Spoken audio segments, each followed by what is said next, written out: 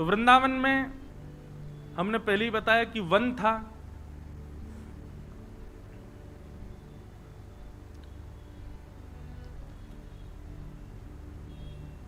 भैरवी 3 दिन है गए, अभी गंभीर राग लियो नहीं, अब निकले में। तो श्री नरवाहन नाम के, अब श्री तो अभी नहीं लगाएंगे, बाद में लगाएंगे, पर नरवाहन नाम के एक व्यक्ति रहते थे वृंदावन के पास में, गांव में भय गांव, वहां पर रहते थे। उस गांव का नाम ही था भय गांव। भय गांव क्यों? बोले सब भयभीत खाते थे उससे। क्यों? निर्वाहन जी इतने क्रूर थे। वृंदावन का मूल उद्देश्य पहले वहां के रस को नहीं, वहां की रज को नहीं, वहां श्री यमुना जी इतनी विशाल थी कि व्यापार के लिए लोग बड़े बड़े जहाज लेकर के वहां से आया करते थे। आगरा जाते, आगरा दिल्ली को जोड़ने वाली श्री यमुना जी थी, तो व्यापारी लोगों के लिए मार्ग था। वृंदावन तो महाराज क्या बताएं, अब कहने में थोड़ा आज संकुचित होता, पर डकैतों का गढ़ था। वहां पे सब लूट मार करने वाले बैठे रहते, और जब कभी भी जहाज यमुना जी में होके निकलते तो विशेष रूप से नरवाहन, इसकी पूरी गैंग थी, बड़े महाराज खूब सारे लोग थे, आते जाते जहाजों को अर्धरात्रि में कैसे भी करके और पकड़ लेता और उनसे कर वसूलता। कर तो लेता ही, ऊपर से कुछ ना कुछ लूट मार भी कर लेता। इसलिए सब लोग डरते थे यमुना जी के मार्ग से, दिन दिन में ही निकल जाओ, कहीं रात हो गई तो नरवाहन पकड़ लेगा। ऐसा नरवाहन। तो जब श्री महाप्रभु जी राधा वल्लभ लाल जी को लेकर के वृंदावन में आए, तो वर्णन आता है कि आत्मदेव ब्राह्मण जिसकी 2 कन्या थी, उसने खूब धन संपत्ति देकर के भेजा। साज सज्जे, ऐसे सुंदर सुंदर श्रृंगार, ऐसे सुंदर सुंदर सोने चांदी मणि आदि के मुकुट। और फिर ऐसा भी भाव है, जो महाप्रभु जी की प्रथम पत्नी थी रुक्मणी बाई, जिनसे पहले ब्याह हुआ था, रुक्मणी बाई जी और महाप्रभु जी के बड़े प्रथम पुत्र श्री वनचंद्र जी, आप दोनों भी नवरंगी लाल जी की सेवा छोटे बालक को देकर के, गोपीनाथ जी को देकर के, आप भी देवबंद से वृंदावन आ गए थे। महाप्रभु जी ने कहा होगा कि भाई अब यहां सेवा का विस्तार है, आप लोग भी आ जाओ। तो वे भी जब आई तो खूब सारा धन संपन्न लेकर के आई अपने साथ में, धन संपदा। तो वृंदावन के आसपास के गांव में जो ब्रजवासी रहते थे, सब आते थे, अरे भैया नयो नयो लाला आयो, नयो नयो ठाकुर जी आयो हमारे वृंदावन में, सब दर्शन करने आते। कैसा समय रहा होगा ना वो। हमने तो अपने बाल्यकाल का भी वृंदावन देखा, तब भी बहुत सुंदर, अभी भी सुंदर है वृंदावन, तो पर अब आधुनिक थोड़ा कर दिया लोगों ने। वृंदावन का अद्भुत आनंद था। तो सब लोग आते दर्शन करने। कुछ ब्रजवासियों के चित्त में चिंता प्रकट हुई और उन्होंने महाप्रभु जी से कहा, भगवान बड़ा सौभाग्य है कि आप वृंदावन में ठाकुर जी को लेके पधारे हो, पर भगवान यहां एक नरवाहन नाम का डाकू रहता है। आपके ठाकुर जी इतने साज सज्जे में विराजते हैं, इतनी संपत्ति और इतने सोने चांदी सब आप लेकर के आए हो, हमें तो भय लगता है कि कोई घर तो है नहीं, कुटिया तो है नहीं, मंदिर तो है नहीं, आप ऐसे ही कुंज निकुंजों में ही रहते हो, और इतनी सारी संपत्ति आपके साथ में आई है, इतने सोने चांदी हीरे जवाहरात सब आए हैं, कहीं अगर उसने आकर के डकैती डाल दी तो बड़ी दिक्कत हो जाएगी। महाप्रभु जी बोले, तो क्या करें, क्या चाहते हैं आप लोग? और हमारा भाव यह है कि एक बार आप उससे मिल लीजिए, नरवाहन से मिल लीजिए, और वहां जाकर के थोड़ा बहुत कुछ दे दीजिएगा उसको, उससे थोड़ी मैत्री जैसी, थोड़ा प्रेम भाव हो जाएगा, तो वो कम से कम ठाकुर जी की सामग्रियों को स्पर्श ना करे।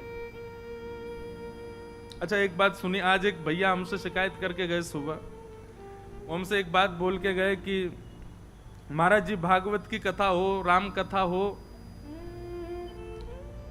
तो कभी अगर एक आध मिनट की कथा छूट जाए तो पकड़ में आ जाती है। बोले लेकिन भक्तमाल जी जो आप सुना रहे हैं, एक क्षण की भी छूट जाती तो ऐसा लगता पूरी कथा ही छूट गई। मैंने की तो क्यों छोड़ते हो? बोले मैं नहीं छोड़ता, अगल वाले पीछे वाले फोन चलाते हैं, बात करते हैं, इससे हमारी कथा छूट जाती है। आप कथा में सबको कह दो कि सब लोग अपना फोन बंद रखें, आसपास में बात नहीं करें। मैंने आज कह देंगे, ब्याह नहीं होगा अगले जन्म में, देख लेना फिर। मत करो भैया। बहुत बहुत अंतरंग बड़े सुंदर सुंदर भाव हैं, ऐसे ऐसे भाव जो अनेक ग्रंथों में पढ़ने के बाद भी नहीं मिले आपको। ये सब सुनो भाव से। कैसे हमारा वृंदावन सुसज्जित हुआ सुनो। आज जिनके दर्शन हम क्षण भर में कर लेते हैं, कितनी श्रम करके आचार्यों ने वृंदावन में उनको विराजमान किया। तो महाप्रभु जी तो अष्टयाम में इतने व्यस्त रहते थे। हम लोग विचार करते हैं 2 समय के भोजन ठाकुर जी को पधराना, उसके लिए भी कितनी योजना बनाते हैं। पर श्री हितरिवंश महाप्रभु जी ने राधा वल्लभ जी को वृंदावन में विराजमान करके अगले दिन से ही अष्टयाम प्रारंभ कर दी। 8 याम सेवा चलती राधा वल्लभ जी की। यह भी विचार नहीं कि मंदिर नहीं है, व्यवस्था नहीं है, रसोई नहीं है, खुले में ही सब व्यवस्थित करके अष्टयाम सेवा हो ठाकुर जी की। ब्रजवासी सब संत भी आ गए, सबने कहा कि बोले नहीं ये निर्णय उचित है, आप नरवाहन से एक बार मिल लीजिए।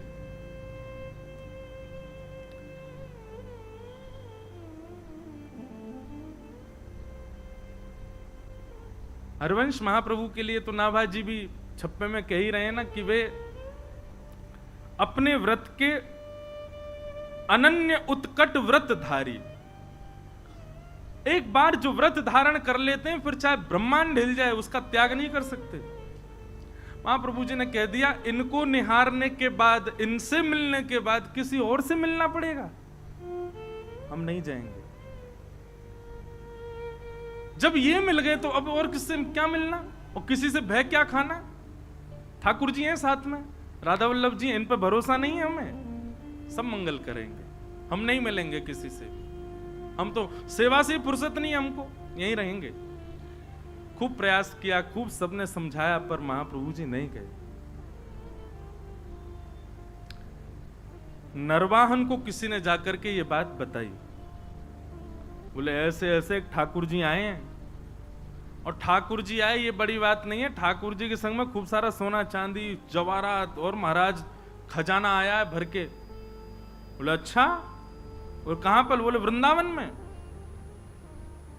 वृंदावन में विराजते हैं। किसी ने यह भी कहा कि जो आचार्य उनको लेकर के आए ठाकुर जी को, उनसे किसी ने प्रस्ताव रखा कि वो आपके पास आके आपसे मिल लें, पर उन्होंने वह भी ठकरा दिया। बोले कि कौन नरवाहन, हम किसी से नहीं मिलेंगे। अब तो नरवाहन को चोट लगी। बोले अच्छा, हमसे मिलने से मना कर दिया? बोले हाँ। कहां पर है? बोले ऊंची ठौर मदनटेर, थोड़े ऊंचा टीला सा था, उस पर विराजते थे ठाकुर जी। कल चलेंगे, हम भी तो देख के आए कैसे ठाकुर जी, कैसे आचार्य। और नरवाहन अपने कुछ सेवकों के साथ में तलवार लेकर के और ऊंची ठौर की ओर बढ़ा। आहा, सुबह सुबह का समय है, मंगला आरती के पश्चात श्री राधा वल्लभ लाल जी का श्रृंगार करके हितरवंश महाप्रभु आचार्य चरण आसन पर विराजमान सन्मुख बैठ करके श्री ठाकुर जी को पद सुना रहे थे। ठाकुर जी को पद सुना रहे थे।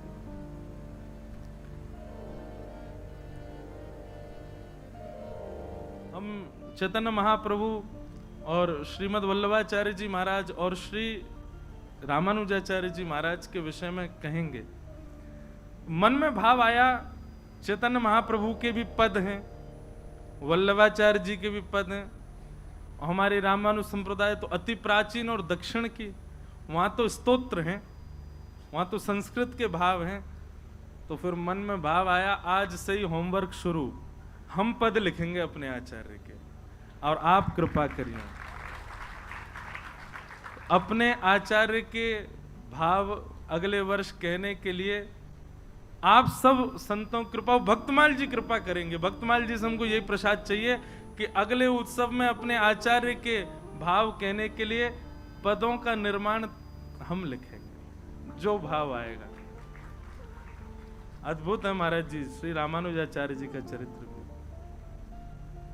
हितरवंश महाप्रभु गा रहे हैं और श्री राधा वल्लभ लाल जी सामने विराजमान हैं। अद्भुत छटा है ठाकुर जी की। इतने में ही तलवार से उसने कुंज जो आपस में जुड़ी हुई हैं, इस प्रकार से जैसे अंदर झांक करके देखा, पत्तों की आवाज आई। देख ही रहा था, महाप्रभु जी गा रहे थे। नरवाहन ने जैसे ही तलवार से लता गुल्मों को दूर किया और भीतर झांकने लगा, तो पत्तों की आवाज से महाप्रभु जी ने गाते गाते बस इस प्रकार से पीछे देखा। जैसे कई बार आपने अनुभव किया, कोई पीछे आ जाए तो आप पूरे नहीं मुड़ के केवल इतने ही मुड़ते हो, इतने ही मुड़े और आंखों को घुमाते हो देखने के लिए कौन है पीछे। महाप्रभु जी केवल इतने घूमे और आंखों से बस पीछे निहारा। नरवाहन दिखा नहीं उनको, लेकिन नरवाहन को इतना रूप दिखा केवल महाप्रभु जी का। हरिवंश महाप्रभु का इतना मुख देखते ही उसके तो हाथ कंपायमान होने लगे, उसके तो नेत्रों से अश्रुधार गिरने लगे। ना जाने क्यों अपने अवगुण सब अवगुण जैसे दिखने लगे। मनी मन भीतर ही भीतर उसके ना जाने कितनी ग्लानि उत्पन्न होने लगी। वो मानो ये विचार करने लगा, जिस वृंदावन में इतने दिन से मैं ऐसे अनीत कृत्य कर रहा हूं, उस वृंदावन का वास्तविक दर्शन तो आज मुझे हुआ है। जिस वृंदावन को पाकर के भी मैंने उस वृंदावन की योग्यता को नहीं समझा, वो वृंदावन तो ये है। नीचे आचार्य का आधा मुख और पीछे ठाकुर जी का संपूर्ण अंग, इन दोनों का एक साथ दर्शन नरवाहन को हुआ। और केवल दर्शन मात्र से हाथ कांपने लगे, पैर कांपने लगे, स्थिति ऐसी हो गई रुक ही नहीं पा रहा था वहां। दौड़ा नीचे, पीछे सब उसके जो सेवक गए थे साथ में वो भी दौड़े। क्या हुआ क्या हुआ, अब तो स्थिति बस कुछ समझ ही नहीं आ रहा है क्या स्थिति है। बंधुओं, आपने कभी सत्संग नहीं सुना या आपके किसी परिचित के साथ ऐसा हो कि उसने कभी सत्संग नहीं सुना, कभी वृंदावन नहीं गया, कभी गोविंद देव जी नहीं गया, कभी महाप्रसाद नहीं पाया, कभी भी किसी भी प्रकार की भक्त स्थिति में वो नहीं रहा, और अचानक से किसी की वाणी सुन करके, किसी का दर्शन करके, किसी की उपस्थिति से उसके अंदर परिवर्तन हो जाए, तो यही समझना चाहिए कि श्री किशोरी जी ने उसको स्वीकार किया है। क्योंकि उसकी योग्यता तो थी नहीं, उसके लक्षण तो थे ही नहीं, उसके गुण तो थे ही नहीं उस योग्य बनने के, फिर कैसे वो भक्त हो गया? ठाकुर जी ने चुना। मेरे अंदर एक लाई डिटेक्टर है।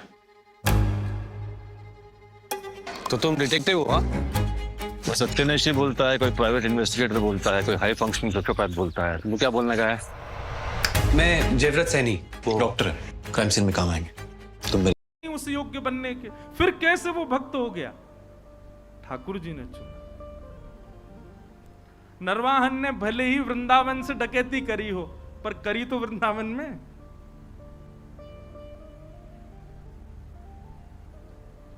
अब तो नरवाहन की स्थिति ये हो गई, तलवार वलवार तो सब दूर फेंक दी।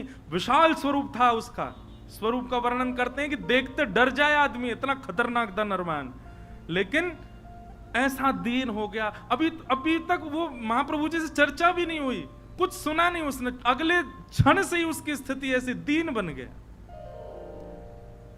प्राण हरिवंश, जीवन हरिवंश, नित्य हरिवंश, हरिवंश हरिवंश हरिवंश हरिवंश, बस यही गाता रहता और लता कुंजों में पड़े पड़े रुदन करता रहता, अपने आप को कोसता। ऐसी आत्मग्लानि में चला गया और केवल प्राण हरिवंश, जीवन हरिवंश, नित्य हरिवंश, बस हरिवंश हरिवंश हरिवंश, इसी भाव में ही रहता। आसपास के सब सेवक बेचारे तलवार लिए खड़े रहते, उसको देखते, देखा तो हमने भी, हम पे तो कुछ नहीं हुआ, इसको क्या हो गया? सरदार सरदार, उनको बोलो हरिवंश, गाओ हरिवंश, कहो हरिवंश, नाचो हरिवंश। बोले हरिवंश रोटी खिला जाएंगे। अरे अपना काम धंधा कैसे करना है अब? बोले सब हरिवंश, नित्य हरिवंश, बस हरिवंश हरिवंश हरिवंश यही गाता रहता। जय जय राधा वल्लभ हित हरिवंश श्री हरिवंश।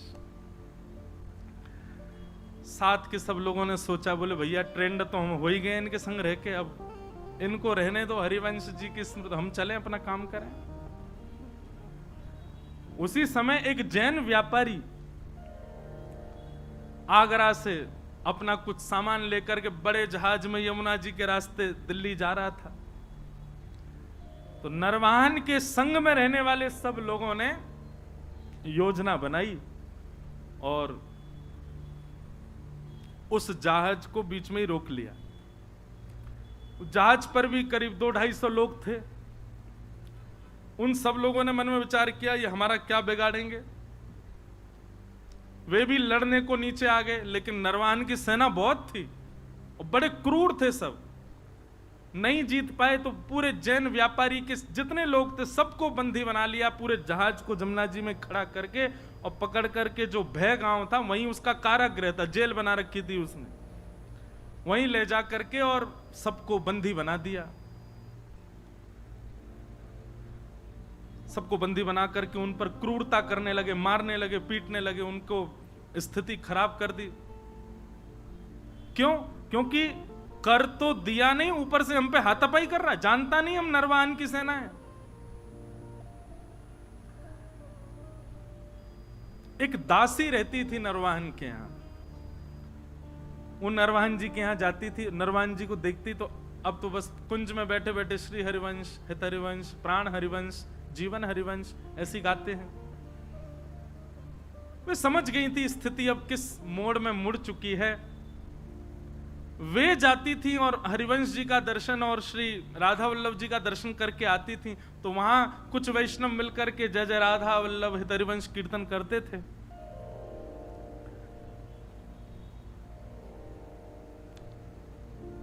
भय गांव में जिस कारागृह में सबको बंदी बनाया हुआ था, दासी वहां गई और वहां जाकर के देखा वो जैन व्यापारी बेचारा रो रहा था, मेरे छोटे छोटे बच्चे हैं, मेरा परिवार है, मैं तुमको कर दे दिया, सब ले लो, मेरा जहाज भी अपने पास रख लो, मुझे मुक्त कर दो। लेकिन वे लोग तो इतने क्रूर, तूने हम पे हमला किया क्यों? इसी बात से उसको मार रहे थे। रात्रि का समय हुआ, सब सो गए, तो वो दासी उस जैन व्यापारी के पास गई और उससे बोली, सुनो अर्धरात्रि का समय है, मैं जैसे ही चली जाऊं यहां से, उसके बाद जोर जोर से जय जय राधा वल्लभ हित हरिवंश, जय जय राधा वल्लभ श्री हरिवंश, जय जय राधा वल्लभ श्री, इसका उद्घोष करना और सब मिलकर के एक साथ करना। और सुनो, कोई आकर के तुमसे पूछे ये क्या गा रहे हो, किसका नाम बोल रहे हो, तो कह देना हमारे इष्ट राधा वल्लभ हैं और हमारे गुरु हरिवंश जी हैं। और ध्यान रहे, जितनी ताकत तुम्हारे पास है उतनी ताकत से गाना। उसकी योजना ये थी कि आवाज नरवाहन को सुनाई दे। कारागृह में बंदी बने हुए जो सब व्यापारी थे, उस दासी के जाति सब चिल्लाने लगे, जय जय राधा वल्लभ हित हरिवंश, जय जय राधा वल्लभ श्री हरिवंश, जय जय राधा वल्लभ हित हरिवंश।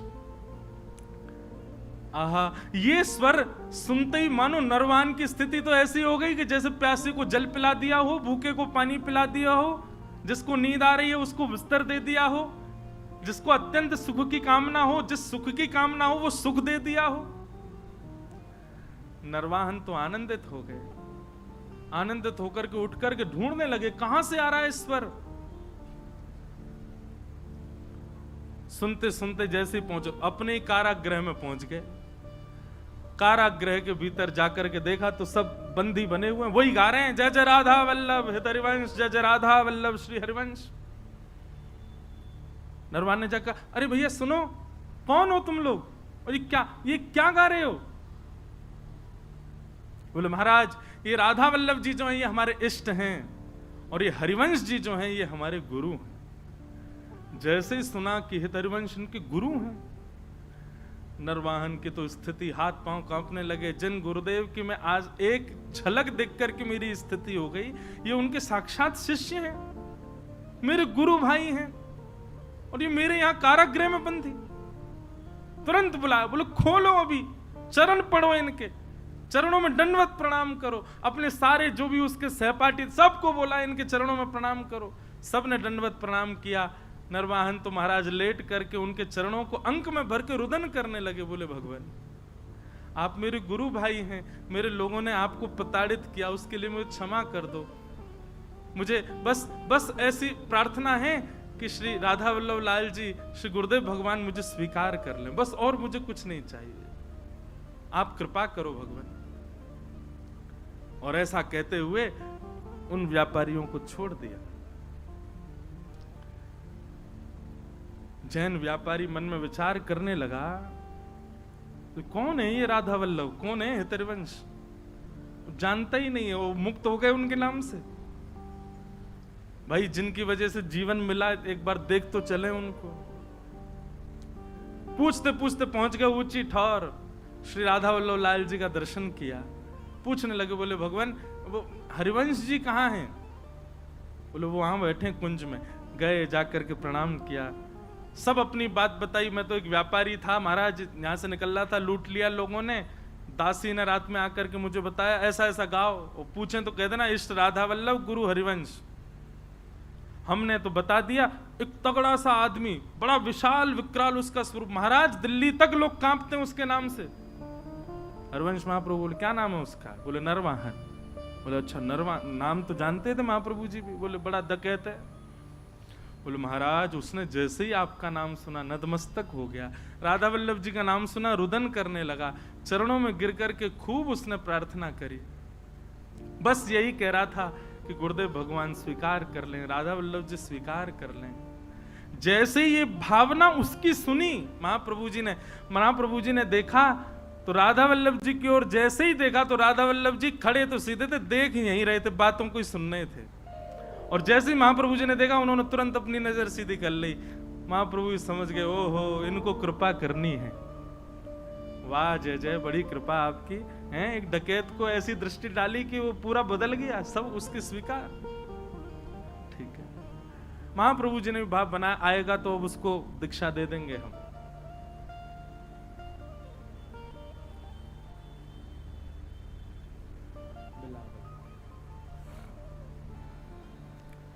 नरवाहन और अच्छा एक मेरी बात सुनिएगा, गुरु सन्निधि में सबसे बड़ा गहना यदि कोई है ना शिष्य का, तो वो है संकोच। गुरु सन्मुख जाने में, गुरु दर्शन करने में, गुरु से कुछ कहने में, गुरु के आगे कुछ बोलने में यदि आपको संकोच नहीं होता है ना, क्षमा करें आपके शिष्यत्व में कहीं कमी है अभी। गुरु के गुरुत्व में कमी नहीं होती, हमारे शिष्यत्व में ही कहीं ना कोई क्षणिक भाव होगा। नरवाहन बहुत मनी मन विचार करता कैसे जाऊं, लेकिन आज उसने थोड़ा साहस किया कि एक बार चल के ऊंची ठौर पर दर्शन तो करूं। कैसे हैं ठाकुर जी?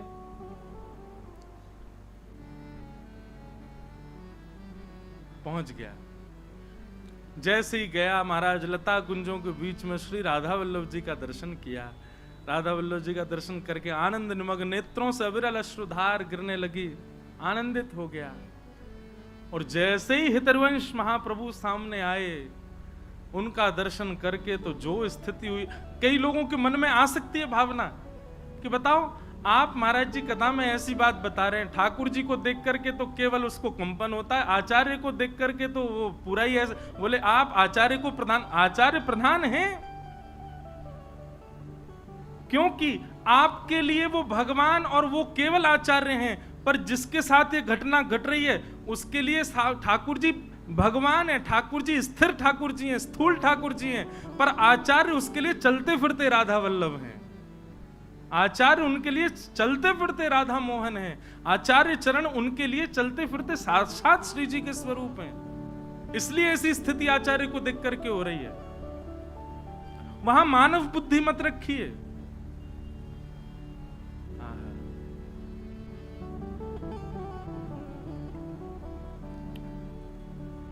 हरिवंश महाप्रभु आए, नरवाहन को देखा, देखते ही अपने हृदय से लगा लिया, हृदय से लगाया, हृदय से लगा करके और फिर राधा वल्लभ जी का दर्शन कराया। निहारो इनको, भाव से निहारो। क्या अनुभव हो रहा है नरवाहन? बोले बहुत सुखद अनुभव। बोले ही नहीं पा रहा नरवाहन। राधा वल्लभ जी के सन्मुख विराजमान करके नरवाहन को गुरु मंत्र प्रदान किया, निज मंत्र प्रदान करके उसको दीक्षा प्रदान कर दी। और महाराज जी श्री हित चतुरासी जी में महाप्रभु जी के जितने पद हैं, उन पदों में 2 पद 11 और 12 संख्या का पद, ये 2 पद महाप्रभु जी ने नरवाहन की छाप से गाए हैं। ऐसी कृपा केवल नरवाहन के ऊपर हुई और किसी के ऊपर नहीं हुई। क्यों? बोले महाप्रभु जी ने दीक्षा देकर के उसको, मतलब इतने कम समय में, इतने कम स्थिति में और बिना किसी साधना, बिना किसी योग्यता के किसी पर अगर कृपा यदि हुई है, वो नरवाहन के ऊपर हुई है। दीक्षा देते ही ठाकुर जी ने, श्री हितरवंश महाप्रभु जी ने दर्शन करा दिए ठाकुर जी के अत्यंत अंतरंग लीला के। तो वो 12वें संख्या का जो पद है, वो मैं एक गाऊं जिसमें नरवाहन की छाप है। क्या दर्शन करा रहे हैं नरवाहन को? रास का दर्शन है।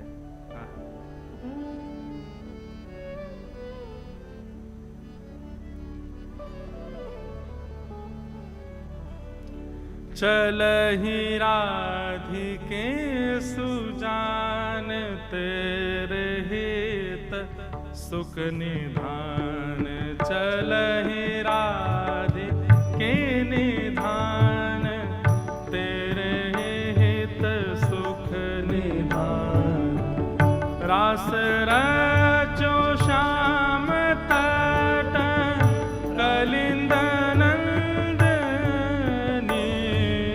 चलहि राधिके सुजान, तेरे हित सुख निधान। चलहि राधिके सुजान, सुजान।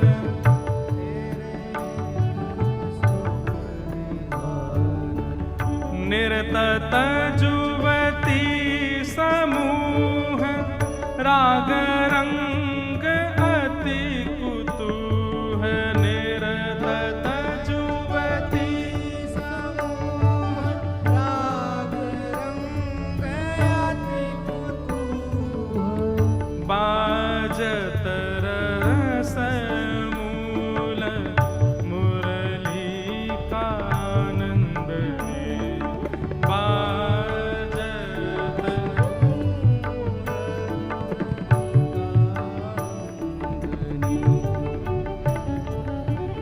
जाति ईषद विकास, कानन अतिशय सुवास।